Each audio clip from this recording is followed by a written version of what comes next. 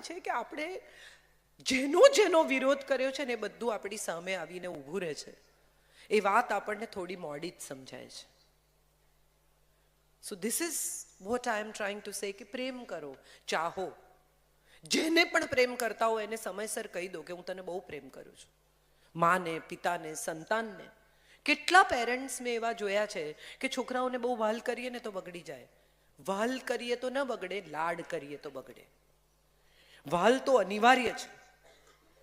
છોકરાઓ ખાઈ પીને મોટા થતા જ નથી, છોકરાઓ વહાલથી જ મોટા થાય છે. પણ આપણે વહાલ કરવાનું ભૂલી ગયા છીએ. બચ્ચું ઓફિસ સ્કૂલેથી આવે ને માં આવી બારણું ખોલીને અંદર લે. મમ્મી એક વાત કહું, પહેલા બૂટ ઉતારીને ત્યાં મૂકી દે. મમ્મી સાંભળ ને, મોજા ના મૂક્યા સરખા. મમ્મી મારી વાત સાંભળ ને, પેલા દફતર સરખું મૂક. ત્યાં સુધીમાં તો એનો ઉત્સાહ, એનો ઉભરો ઓસરી ગયો છે. એને કંઈક કશુંક એટલું એક્સાઇટિંગ તમારી સાથે શેર કરવું છે જે એણે ન કર્યું. શી મિસ્ડ ધેટ ટાઈમ. 5 મિનિટ મોડા જૂતા ઉતારશે તો શું ફરક પડશે, કહો મને. ઘરમાં જૂતા પહેરીને ફરશે તો શું ફરક પડશે, કહો મને. 2 મિનિટ સાંભળી લો એની વાત. અને પછી જ્યારે તમે તમારી વાત કહેવા જાઓ છો ત્યારે એ પણ તમને આ જ રીતે ટ્રીટ કરે છે કે ઊભી રહે 1 મિનિટ, હું જરા બૂટ કાઢી નાખું. ઊભી રહે જરા 1 મિનિટ, હું આ મારો ફોન લઈ લઉં. ઊભી રહે જરા 1 મિનિટ, મારે કામ છે. કારણ કે this is what you have taught. 10 વસ્તુ મૂકીને એકવાર એની વાત સાંભળી તો લો. Lots of love is the main ingredient of keeping the family together. And love each other as much as you can. As much as you can. કારણ કે actually દુનિયામાં તમે બીજું કંઈ આપી કે લઈ શકતા જ નથી પ્રેમ સિવાય. તમે કોઈને ભેટ આપો છો ને એમાં પણ પ્રેમ છે. તમે કોઈને ફોન કરો છો ને એમાં પણ પ્રેમ છે. તમે કોઈની કાળજી કરો છો ને એમાં પણ પ્રેમ છે. તમે કોઈને વડો છો એમાં પણ પ્રેમ છે. તમે કોઈ સાથે ઝઘડો છો એમાં પણ પ્રેમ છે. પ્રેમ જ મુખ્ય ઇન્ગ્રેડિયન્ટ છે કોઈ પણ રિલેશનશિપનું. અને જો એ નથી તો રિલેશનશિપમાં કંઈ જ નથી. પ્રેમ સૌથી મહત્વનો છે. મારો પરિવાર એટલે મારી એકતા અને મારા ડ્રાઈવર. હું બધે લોકોની સાથે હોઉં.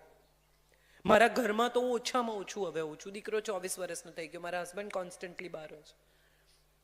તો એ લોકો મારો પરિવાર છે. એ લોકોની સાથે અમારું એક જ બોન્ડ છે, એ પ્રેમ છે. હમણાં વચ્ચે એક દિવસ હું બહુ એના પર ગુસ્સે થઈને મેં કહ્યું, મેં કીધું કાઢી મૂકીશ તને. તો મને કે તમે કાઢશો તો એ નહીં જવું. That is what I think love is all about.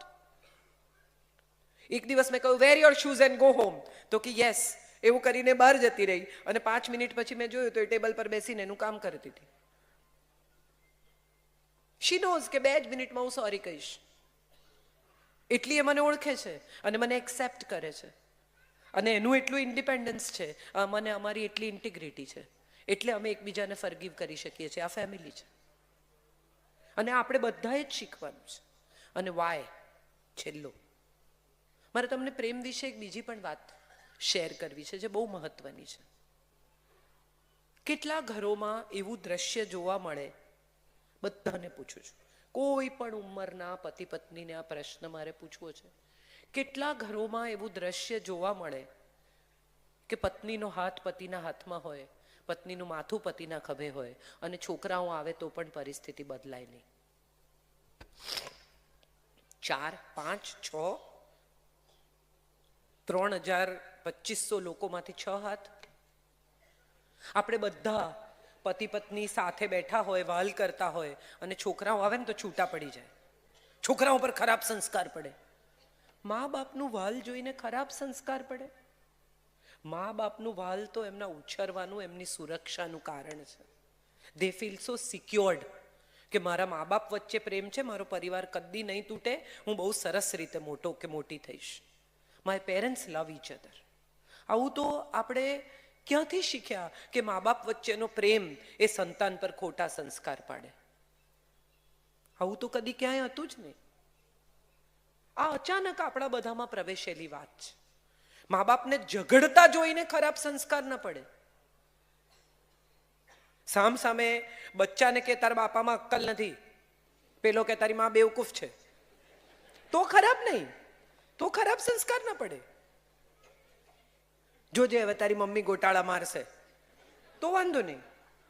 જોજે હવે તારા પપ્પા આવીને વાવ વાવ કરશે તો વાંધો નહીં, પણ પ્રેમ પ્રદર્શિત કરો તો ખોટા સંસ્કાર પડે. આ ક્યાં શીખ્યા? કોણે શીખવાડ્યું આવું? ક્યાં લખ્યું છે?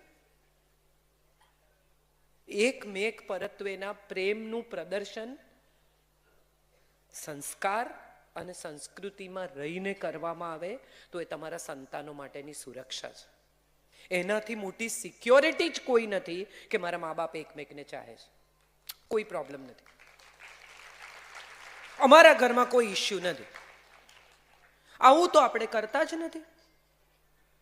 બીજી એક મહત્વની વાત મારે તમારી સાથે શેર કરવી છે. અમુક ઉંમરની દીકરી થાય ને 12-14 વર્ષની, કે પપ્પાને બહુ વળગવાનું નહીં, પપ્પાને બહુ ભેટવાનું નહીં, પપ્પાથી સહેજ દૂર રહેવાનું. મારે જેટલા પપ્પા અહીંયા બેઠા છે ને એ બધાને કહેવું છે કે દીકરીની સ્મૃતિમાં જ્યાં સુધી પિતાનો સ્પર્શ રહેશે ને ત્યાં સુધી એ બીજા પુરુષનો સ્પર્શ શોધવા નહીં જાય. 20 વર્ષની દીકરીને, 22 વર્ષની, 24 વર્ષની દીકરીને વાલથી ખોળામાં બેસાડો સાહેબ. એની ઉંમર કોઈ પણ હોય એને માટે તો તમે પિતા જ છો, અને એને માટે પુરુષનો સ્પર્શ એ ભૂખ નથી, વાત્સલ્ય છે. આવું એને સમજાવવાની જવાબદારી દરેક પિતાની છે.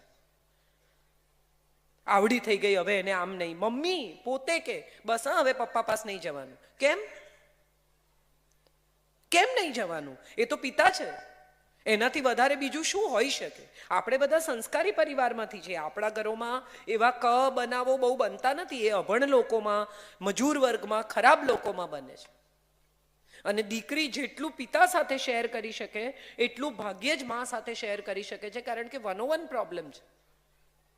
માને દેખાય છે કે હું વૃદ્ધ થઈ રહી છું, માને દેખાય છે કે હું હવે મારા પતિના જીવનમાંથી, આ બહુ જ સબકોન્શિયસ, બહુ જ અંતઃસ્તલ પર ચાલતી પ્રવૃત્તિ છે. એટલે બધી મમ્મીઓ ના ના હું એવી નથી. બરાબર છે, તમે એવા નથી જ, કોઈ માં એવી નથી.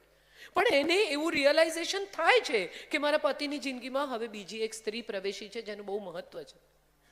Subconsciously she is losing him, and when she is losing him, probably the mother and the daughter cannot share as much as a daughter shares with the father.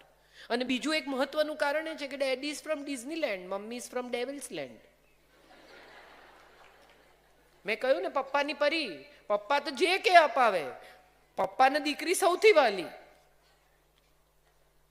હવે આ વાલી દીકરી અચાનક દૂર થઈ જાય ને ત્યારે ટ્રોમા આવે છે. આપણે આ ભૂલી ગયા છીએ. બસ હવે પપ્પા પાસ નહીં જવાનું, બસ હવે પીરિયડ્સમાં આવી ગઈ, બસ હવે આમ કપડાં નહીં પહેરવાના, બસ હવે આવું કરવાનું. ના, આવું બધું કંઈ કરવાનું નહીં. એ ઘરમાં દીકરી જ છે ને, દીકરી તરીકે જ રહેવી જોઈએ ને દીકરીની જેમ જ મોટી થવી જોઈએ. સાથે સાથે એવું શીખવાડો કે બેટા બીજાને ઘરે જાય ત્યારે દીકરી નથી, પુત્ર વધુ છે.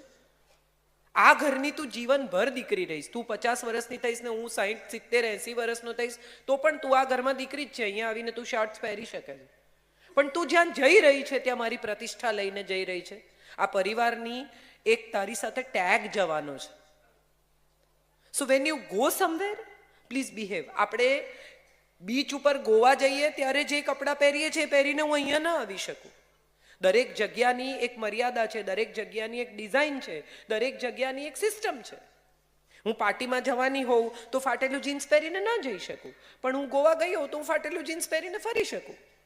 હું અહીંયા આવવાની હોઉં તો મારે એવા વસ્ત્રો પહેરવા જોઈએ જે અહીંયા શોભે. સો એ તમે તમારા સંતાનને ચોક્કસ શીખો, પણ વાલથી શીખો. વાલ સિવાય બીજી કોઈ ચીજ આ બાળકો પર અસર કરતી નથી. આ હું તમને કહી દઉં. તમારા ગુસ્સાથી, તમારા મારથી, તમારા ક્રોધથી, તમારા કડવા વેણથી, તમારા મેણાથી આ છોકરા નહીં બદલાય, પણ તમારા પ્રેમથી આ નવી પેઢીનું દરેક બાળક તરત બદલાઈ જશે. એને સ્નેહથી સમજાવો, કારણ કે એને માત્ર લોજિક ગળે ઉતરે છે. એની સાથે લોજિકથી વાત કરો. એને સમજાવો કે તું આમ કરે છે તો મને દુઃખ થાય છે. મમ્મી માટે આટલું નહીં કરે બેટા, તો એ કરશે. એક કામ સોંપ્યું પણ દહીં લેવા જવાનું કહીએ તારે જ ખાવા જોઈએ છે પણ જતો નથી. આ રીત નથી. અને આ ભાષામાં બોલશો તો આ ભાષામાં સાંભળવાની તૈયારી રાખજો. એને બદલે એટલું કહો કે બેટા લઈ આવે છે, મમ્મીને બહુ થાક લાગે છે. અને અહીં બેઠેલી બધી મમ્મીઓ જેને જેને દીકરી કામ નથી કરતી એવી ફરિયાદ છે, એ બધી મમ્મીઓને હું કહું છું કે એક દિવસ એવું કહેજો કે મને સખત તાવ છે, મારાથી ઊભા નથી થવાતું, બેટા ચા પીવડાવે છે? આઈ ચેલેન્જ કે તમારું બાળક એને આવડતી હોય કે નહીં તમને ચા કરીને પીવડાવશે. વાલ સિવાય જગતની કોઈ ચીજ, કોઈ ઝેર ઉતારી શકતી નથી. પ્રેમ સિવાય કોઈ ઔષધિ નથી જે સંબંધને સુધારી શકે. ફેમિલીમાં સૌથી ઇમ્પોર્ટન્ટ એલ છે અને લવ છે.